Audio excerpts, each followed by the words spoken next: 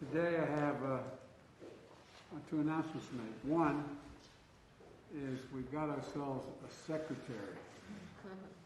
Javier, welcome. Thank you. Thanks for being willing to do this. Thank you. I really appreciate it. And also today, I said when we became a team and got elected that the vice president was going to be the last person in the room. She didn't realize that means she gets every assignment.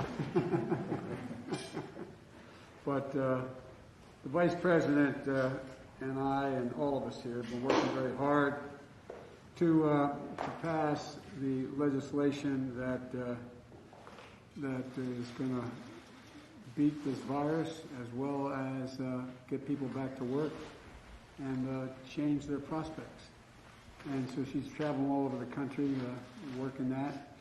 In addition to that, there's about 5 other major things she's handling, but I've asked her, the VP today, because she's the most qualified person to do it, to lead our efforts with Mexico and the Northern Triangle and the countries that help.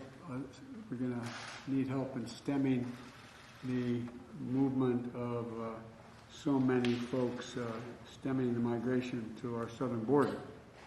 And back when I was vice president, I got a similar assignment, but one of the things we did was we made sure that we got a bipartisan agreement with Democrats and Republicans to provide over $700 million to the countries in the Northern Triangle to determine the best way to keep people from coming is keep them from wanting to leave.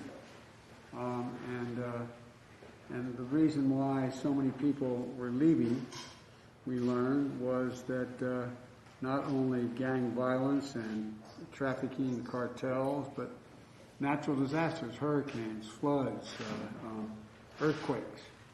And so it's not like someone sits around a hand union table somewhere in Guatemala and says, I got a great idea, let's sell everything we have, give the money to a coyote, have them take our kids or us to the border of America, take us across, leave us in the desert, we don't speak the language. Won't that be fun? One of the ways we learned is that if you deal with the problems in country, it benefits everyone. It benefits us, it benefits the people, and it grows the economies there. Unfortunately, the last administration eliminated that funding, did not engage in it, did not use it, even though there was over $700 million to help get this done. We're reinstituting that program. And there are, as I said, there are many factors as to why people leave in the first place. But this is the source of one of the reasons why we've had such a, before we took office, in the midst of the last administration's somewhat draconian policies of separating children from their parents, etc. What happened was that we found that there were serious spike in the number of people heading to the southern border, even in the midst of that. And as Alejandro can tell you, is that was because there were serious natural disasters that occurred in those countries. They were coming north, and we did nothing to do much about it. So this new surge we're dealing with now started with the last administration, but it's our responsibility to deal with it humanely and to stop what's happening. And so this increase has been consequential, but the vice president's agreed, among the multiple other things that have happened in the meeting, and I appreciate it, agreed to lead our diplomatic effort and work with those nations to accept the returnees and enhance migration enforcement at their borders. We're already talking with Mexico about that. She's already done that. We're going to be dealing with a full team now that we have to be able to deal with the problem here at home, but also to deal with it now in terms of in country. And I can think of nobody who's better qualified to do this than this is a woman who ran second largest Attorney General's office in America after the United States Attorney General in the state of California, and has done a great deal upholding human rights, but also fighting organized crime in the process. So it's not her full responsibility and job, but she's leading the effort, because I think the best thing to do is to put someone who, when he or she speaks, they don't have to wonder about, is that where the president is?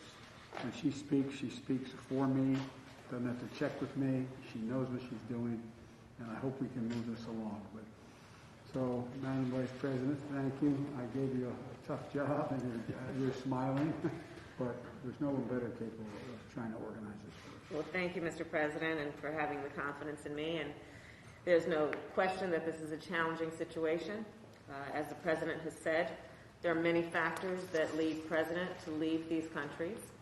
And while we are clear that people should not come to the border now, we also understand that we will enforce the law, and that we also, because we can chew gum and walk at the same time, must address the root causes that cause people to make the trek, as the President has described, to come here. And I look forward to engaging in diplomacy with government, with private sector, with civil society, and the leaders of each in El Salvador, Guatemala, and Honduras to strengthen democracy and the rule of law and ensure shared prosperity in the region. We will collaborate with Mexico and other countries throughout the Western Hemisphere, and as part of this effort, we expect that we will have collaborative relationships to accomplish the goals the President has and that we share. I also look forward to working with members of the Congress who I think share our perspective on the need to address root causes for the migration that we've been seeing. And needless to say, the work will not be easy, but it is important work. It is work that we and the people of our countries, I believe, need to help stem the tide that we have seen. So thank you, Mr. President, for your confidence. Well, thank you. Thank you for willing to do it. Now we're going to get down to business here.